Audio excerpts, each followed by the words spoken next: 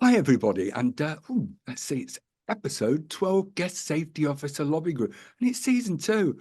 Yeah, I know. I'm here without Gary again. What can I do? He's busy. He's actually out doing his CPD, which is exactly what he should do, being as he is, the man on the ground. But in the interim, while he's away, this mouse will play. And I've got the wonderful Satia Rai here with me today. Now, I'm not even going to bother trying to introduce this woman. I'm going to leave her to introduce herself. She is an absolutely fantastic human being and is doing so much to help further the entrance, aims, and careers of women within the security industry. So, Satia, please introduce yourself.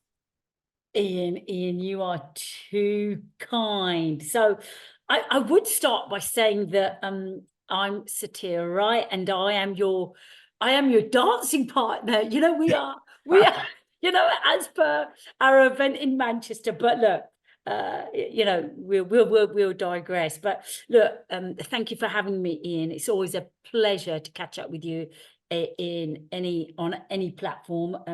I'm CEO of the International Professional Security Association, IPSA. My career started on the front line 30 years ago as a retail officer. I worked my way through the various ranks and to where I am now. I'm also a member of the Security Skills Board. I also chair the Security Industry Equality, Diversity and Inclusion Forum. I co-chair that with my colleague Andrew Cooper at the BSIA and various other representatives from across the industry. I'm also a committee member of LGBT plus FM, and I also in an advisory capacity, I am part of the Council for the International Security Expo. So you're probably thinking, well, Satia, that's it, your time's up. But there's a I do that because I'm part of all these various organizations, because I don't want my reach to be limited. We want to reach as many people as we can across the industry in terms of what we're trying to do, that professionalization piece, that equality, diversity, inclusion, the EDI and belonging piece. And if it means through all that I can reach all these people that is what my passion is all about, people and creating and being part of an industry that everyone that is part of it, they can be their authentic selves in the workplace, because the power of that and the return of that is immeasurable, to be honest. I gotta say that what I'm going to pick up on. Hey, how many hats can you put on one head at one time? You know what I mean? You must say, I struggle here in my house, and there's only me, and I can't get the amount of stuff done that you do. Yeah. But then you are a bundle of energy. There's a piece there, something that I want to pick up straight away on, is belonging. Yeah, because as you know, when we spoke, that particular word just blew me away about creating a sense of belonging. So it doesn't matter if you're black, white, Cuban or Asian, whichever gender you are, preference, a thing, it doesn't matter. You are welcome. You belong. Please, can you expand on that for us? Oh, absolutely. I mean, we talk about the EDI piece and what that end piece, what does that equate to? Actually, we just, what it equates to, the most important part of all of the EDI piece is that belonging piece. It's about creating communities within the workplace where our workforce have a voice. You know, they have a safe space to go to. We understand and we connect with, we really do connect with them, Ian. You know, we talked about the you know, this, the protected characteristic piece, you know, how important that is, and us having an understanding and respecting that. And I don't think that we should be, you know, the protected characteristic piece should be limited to the protected characteristics under the Equality Act. You know, we can add the socioeconomic background to that. You know, today I read about an update around, are we, you know, discussions around making you know, the obesity piece. Do we bring that into, you know, the equation? Are there people that are being treated differently because of all these different aspects? But the belonging, what that belonging piece is saying, that actually, look, we understand and respect and accept whatever background, and that is based, this is the right person for the role. And then equally, we understand that as a Sikh, you will celebrate Vaisakhi. As a Muslim, we know what Eid is about. We can create safe spaces. We'll make sure that we have prayer rooms. If you remember the LGBT community, we understand what pride means. We will come every year, we will celebrate, we'll get amongst the community, and we understand that as a community that you will experience more challenges, and you'd have more issues in terms of that mental health piece because of that rejection piece. So it's about really understanding our people, knowing our people, and being amongst that, and then look, creating safe spaces in the workplace through various ways that we can do that as an industry, but equally not just keeping that within the organizations we all represent, but coming together and working together on this people piece, because there's no competition. This is about collaboration. This is about togetherness and sharing that we do this well here.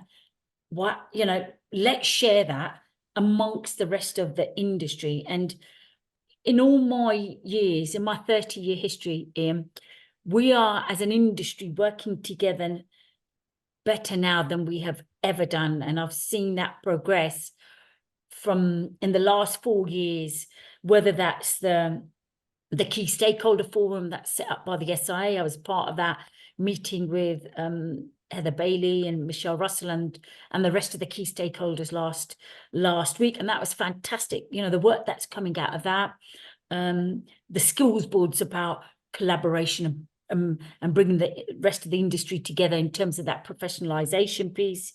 The EDI forum, the security EDI forum, is all about you know, how are we going to collectively work together to make our industry more inclusive for everybody. And then, you know, what does our, as a yeah, of course we have our own respective businesses, what's our strategy, our belonging strategies around that? And but equally, what I think is just as important is that collaborative piece.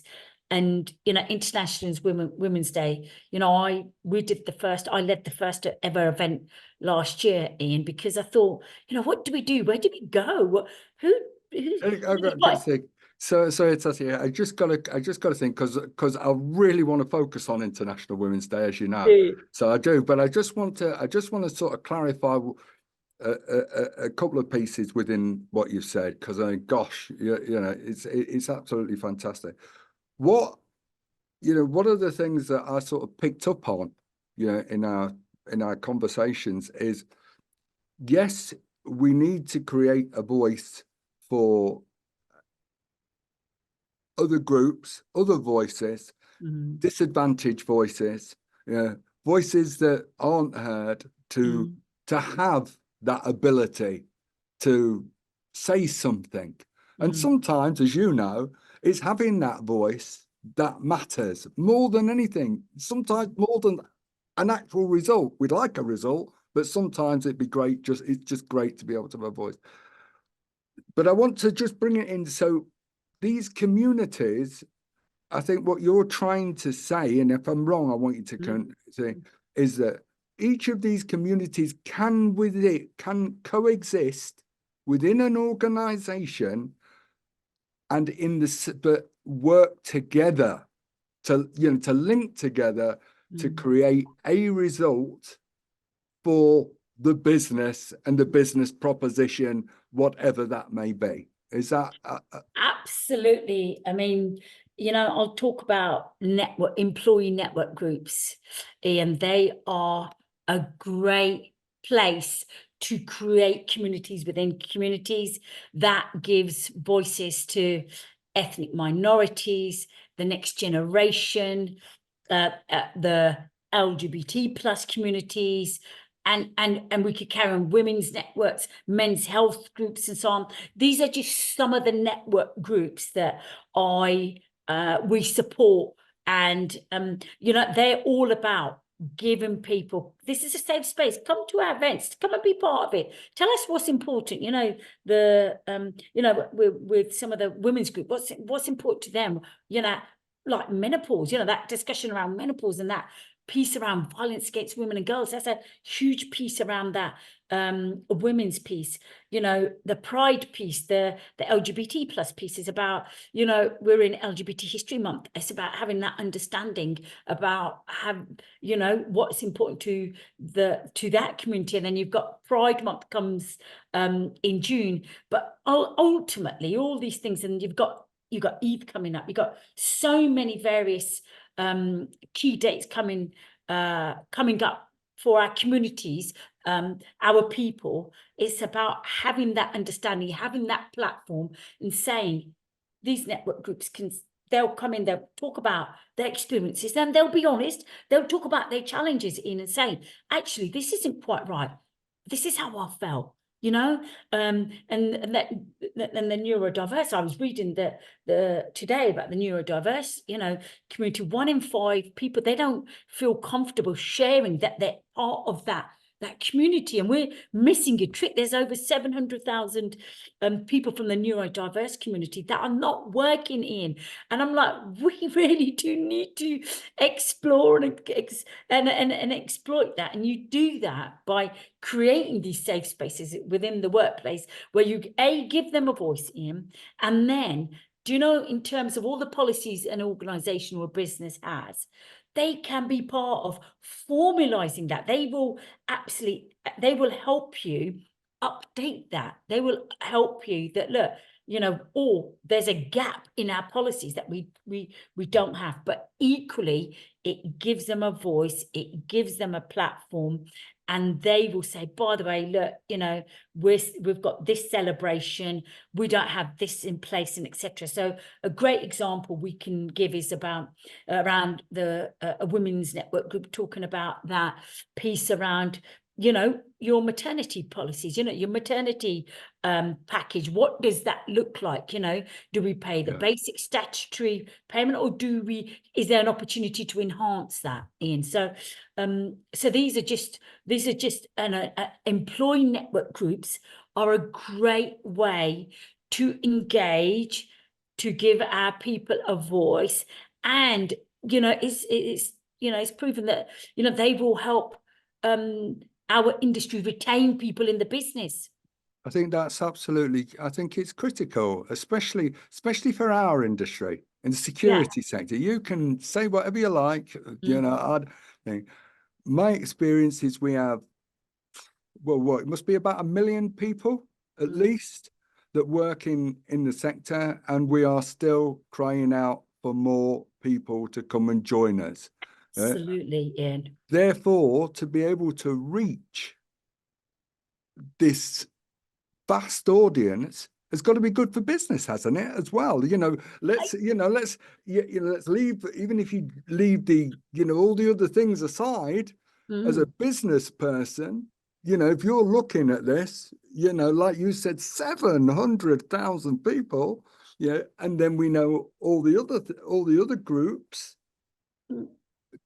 How does that work for you? Do you think that Yeah, is 100%. I really do believe that this piece is key in terms of retention. 100%. That's proven that actually the more inclusive you are, that actually your retention levels are far greater and better. And a lot of the bigger, the most successful businesses are the ones that are the most inclusive, because they have least turnover of people and etc. and so on. So the way you tackle that, actually, stats prove that the financial rewards in now, our people are looking at that and saying, no, I want to feel valued. I want a business to look after me, to understand me, to take care of me. And we will absolutely, the return on that is that we have happy employees, we have engaged employees, and we have employees that are going to stay in our sector for years and years and years. And then, that will attract the right talent into the industry as well. That people piece, I mean, the survey they did a survey around the Met, that officers leaving, and one of the key reasons they were leaving in their record numbers, it was because it was things like, I don't feel valued, or don't feel part of you, I don't feel part of things and value and etc. So it just goes to show that getting that belonging piece right, understanding our people and having the right people in place, and the different from different backgrounds, because that's where you get that idea piece from. That's where the innovative piece comes from. That's where the innovation comes from. And it won't come from a similar demographic. That's just the way it is. You get different people around a room. yeah. You will get different perspectives and ideas, and you know that better than anybody. The thing is, one of the things I just want to pick there, where you talked about retention, well, years ago, obviously it's got to be years, hasn't it, as an old gammon, 66, retired, what do you want in life? But one of the first jobs I did after I left the army, I joined Tesco's, and as a trainee manager, one of the things we were taught was that Tesco's did their initial burst, and obviously this is in the late 70s, early 80s, was they realized that employer retention, by changing it, they were able to save sufficient money that it enabled them to build 3 supermarkets, basically 3 or 4 supermarkets a week. So that, we're talking about a multi-million-pound venture, then that's what it does. And when you look at, the other thing, I think, over why it's really important to have good EDI policies, good workplace policies, is with the loss of the institutional wisdom that's occurred in many organizations because of the pandemic. What I found notable is that many of the people that you will consider to be, I'm not quite, would have not got the voice, in these groups thing, because of the way they're used to working asynchronously. They're used to working behind, they talk to each other on different networks, and so they've got the knowledge that you might actually need. Does that make sense? Absolutely. Ian, you've touched on, the return, and I always say this benefit is always at the bottom of all the benefits of getting the people piece and the belonging piece right, and that's the profit piece. There's no doubt that the more inclusive you are, the more there's, the profit pieces you get a more productive workforce and etc. There's a direct link with that. But for me, and that, Ian, is about this is the right thing to do. That is the key. That is absolutely, and that's what that is what I said the other day when I was talking with the SIA. Is all about doing the right thing.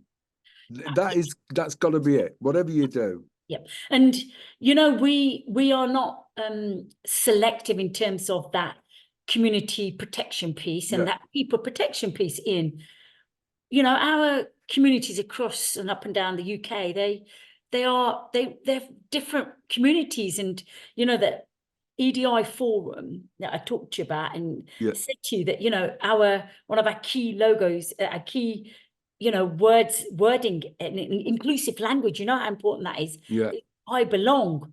And the strap line, which I said to you, was about we reflect who we protect.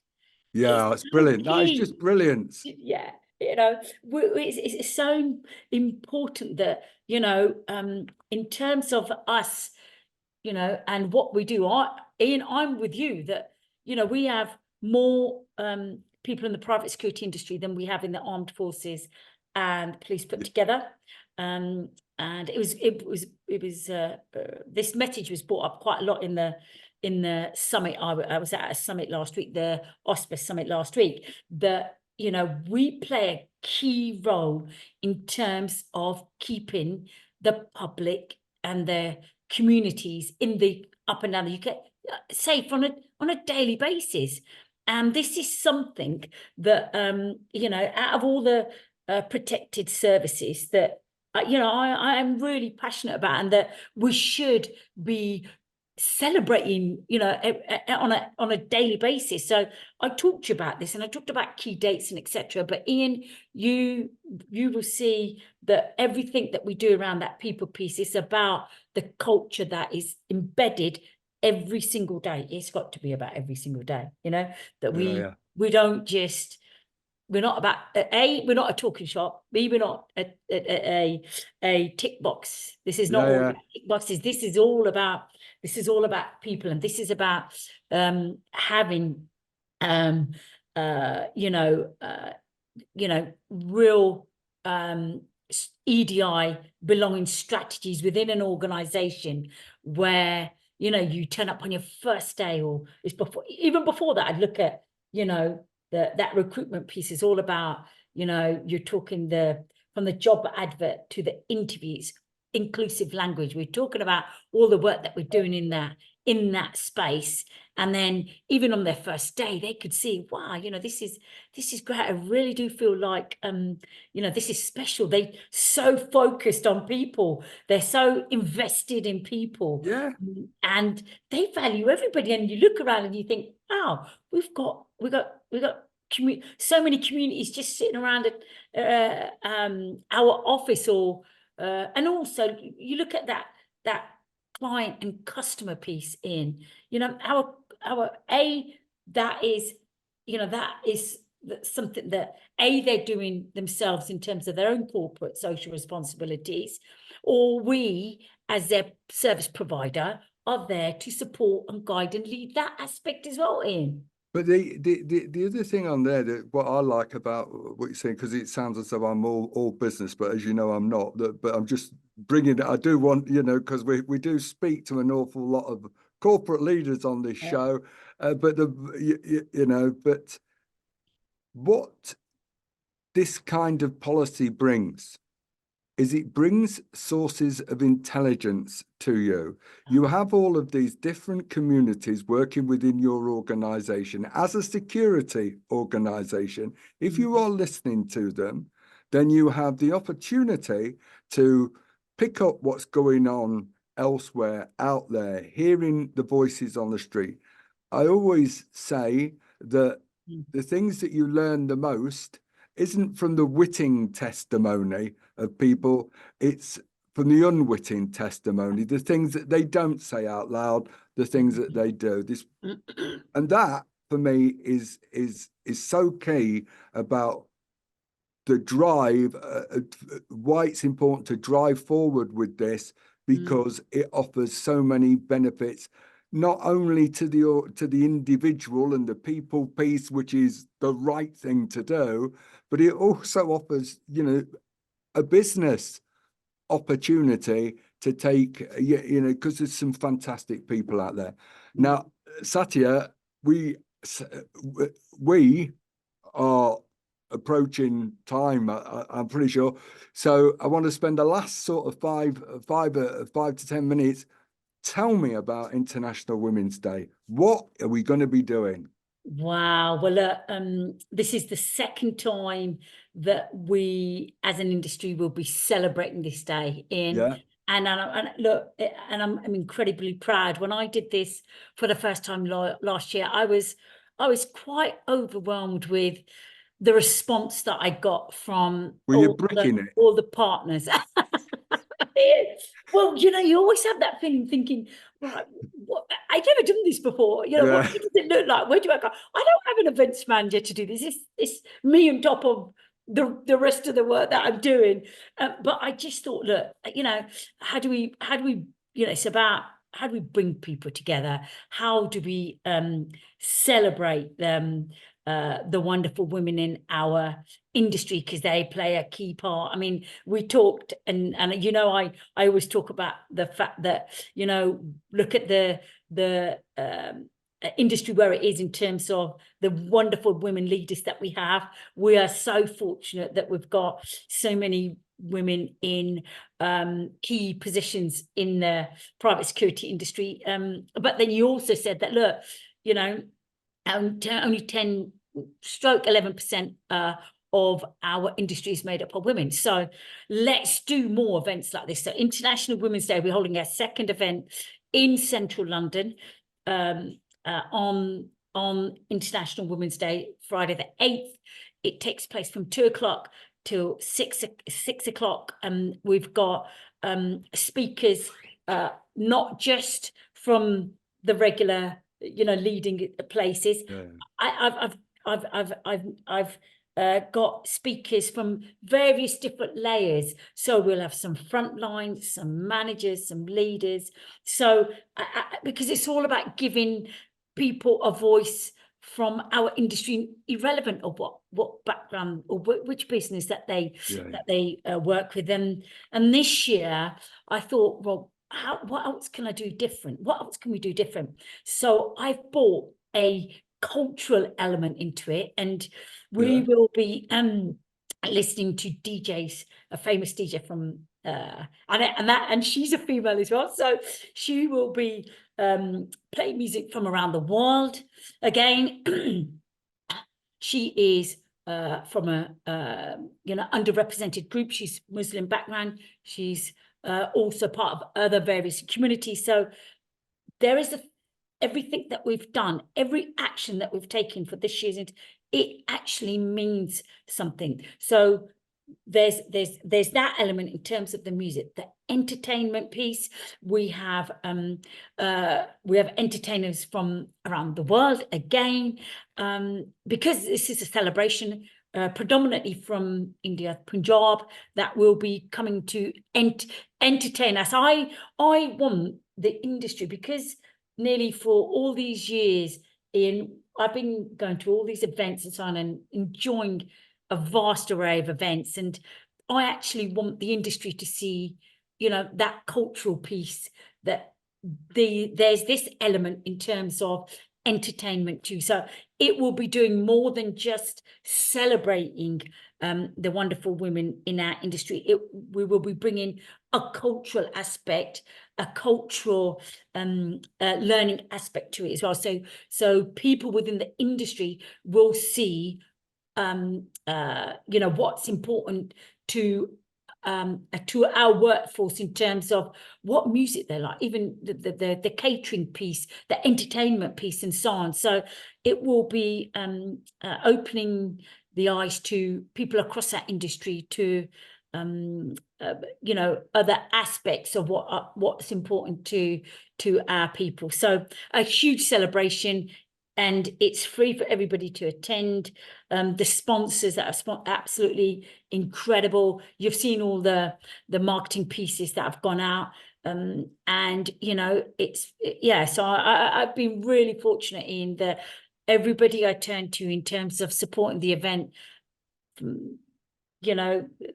all the sponsors, they've all been, they absolutely believe in it. They're not just, oh look, they'll be turning up and speaking. No, they actually believe in what it stands for. And let's get that piece right. I want to be able to say to you, if we don't change the way we are, it's going to be 100 years until we get that gender parity piece right. You do, Ian. I don't have 100 years. Well, We don't have 100. you mean Yeah. like the United States of America is still, I think, or have they finally got the women's equality pay, Equal Pay Act through? Yeah. And that's been going through for, I don't know, years and years. Yeah, Ian. It's just amazing. It Yeah, really so is. that's why that having, you know, dates, having bringing the industry together for that type of celebration is, and what I want people to take away is that that's every day. Do that every day. You're going to hear women talk about subjects like menopause. You're going to hear people talking about childcare. You're going to hear, you know, our women talking about what's important to them, what has stopped them from progressing in their career, what have the barriers been, and so on. And these are just some of the conversations. And let's face it, you know, that conversation, which is a real, you know, I won't pay. We haven't even got that pay Hold piece on. right. We're yeah, I was gonna, but I thought no. Let's make sure we're paying, you know, women for the same role that they're doing across that should industry. do. We've not, that piece is not even right, Ian.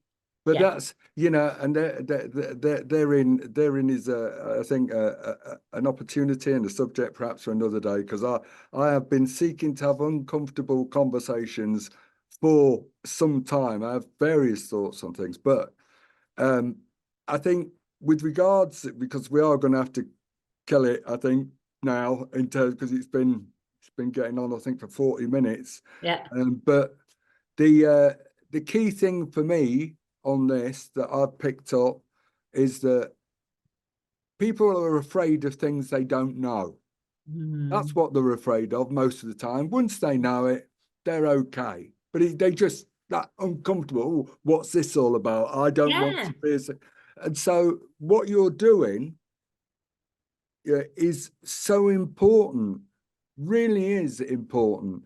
And things like International Women's Day, Pride, Eid, all of these things all offer us the opportunity to see each other, to see, not not to walk past in the corridor saying, but to see and things. So I think it's fantastic. Yeah. Satia, have you got any final words that you want to say? I think that piece you said about, you know, this isn't around that wording of, look, you said, look, if you're not sure, it's all a learning curve, Ian. You know, 4 years ago, none of these types of conversations ever took place. Learn about it, and you know, be part of the various initiatives, people initiatives, and embed them into the organizations, because I can assure you, I promise you, it will lead to a happier workplace, and, you know, people being their authentic selves in the workplace. This is, you know, it brings a freedom to them, as it brought a freedom to me in my life. And all I want is to share that, because it is the most powerful tool we have, is our people. Let's just, you know, let's celebrate them. And, you know, I'd one day I did mention, which is so important, is International Security Officer Day. That's coming up. I'm super excited. We've got some great plans around that, around the collaboration, and there's a real desire for the industry to come together to celebrate that. But no, the only piece I have is that, you know, our people are the heart of our industry. They literally are the heartbeat of our industry. Let's just make sure that we look after them. I think what we have to say is that it's all about belonging, because we reflect who we protect. I love that. Ladies and gentlemen, it's been an absolute pleasure listening to Satia Rai. And sorry I got your name wrong in the purpose. I will not forget it. And it's peace out.